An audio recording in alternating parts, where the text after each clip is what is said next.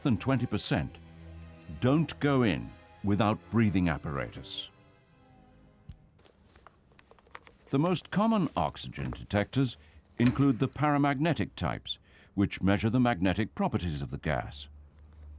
Cell types measure oxygen's electrical properties, but they can also get clogged with moisture if anyone breathes on the device, either accidentally or perhaps to test it. This can affect the speed at which they respond, so that's why most manufacturers advise against doing so. Always use the equipment properly. Make sure you're in the right mode or range, for instance. And don't forget, different gases have different properties, different densities, for instance. It's particularly important to be aware of the possibility of pockets of inert or toxic gas where there may be little or no oxygen present. Come on one of these by accident, and you could be very suddenly overcome.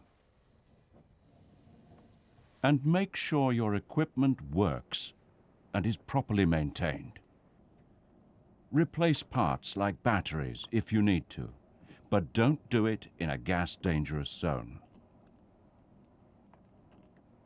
Make sure you calibrate the detector and set 0 on it regularly. Follow the manufacturer's instructions when you do. The process is virtually automatic on some detectors, but on others you may need to set 0 with pure nitrogen. Likewise, you may need to use a special calibration gas known as SPAN gas to calibrate the instrument. If you're unsure about anything, read the manual first. Then check with your supervisor or senior officer, or your safety officer. After all, your personal safety and the safety of others could be at stake. Now let's look at some of the most important points you'll need to remember.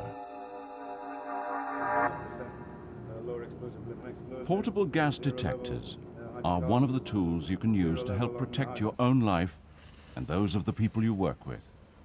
They can and do save lives on all ships or shore installations, even the safest and most sophisticated. In fact, using gas detectors properly is one of the things that makes them safe. Take them seriously. Use a portable gas detector whenever you need to. Follow company procedures. Be thorough. Whatever others may say, don't treat it as a chore. Lives are at stake. Some detectors are small enough to carry in a pocket, particularly the types that are sometimes referred to as personal monitors. Most of these offer continuous testing rather than the one-off tests available with other types. By far the most sensible way to test is while you're still in a safe area. So if you are using a personal monitor, don't be tempted to just enter a space without testing the atmosphere first. The warning it gives you could fall on deaf ears.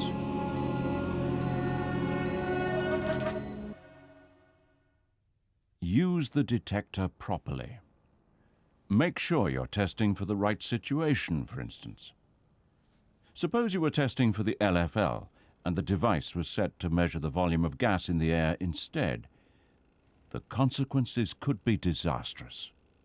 And don't forget that the result you get is only as good as the sample you give the detector. If you allow the detector to touch liquids in a tank, for instance, you may get an inaccurate reading or even damage the instrument. And if you don't look in the right place, you may not find anything. Make sure the equipment is in good working order and keep it that way. Keep it clean and look out for damage from things like salt water or impact. Keep the equipment well maintained and serviced. Your company has a policy about this and about issues like replacing parts. Stick to it. Lastly, remember, using a portable gas detector is only one safety measure of many. Make sure you follow all your company's procedures on hazardous situations, including the issue of permits to work. If there's anything you're not sure about, read the manual first if that's appropriate, then check with your supervisor or senior officer, or your safety officer.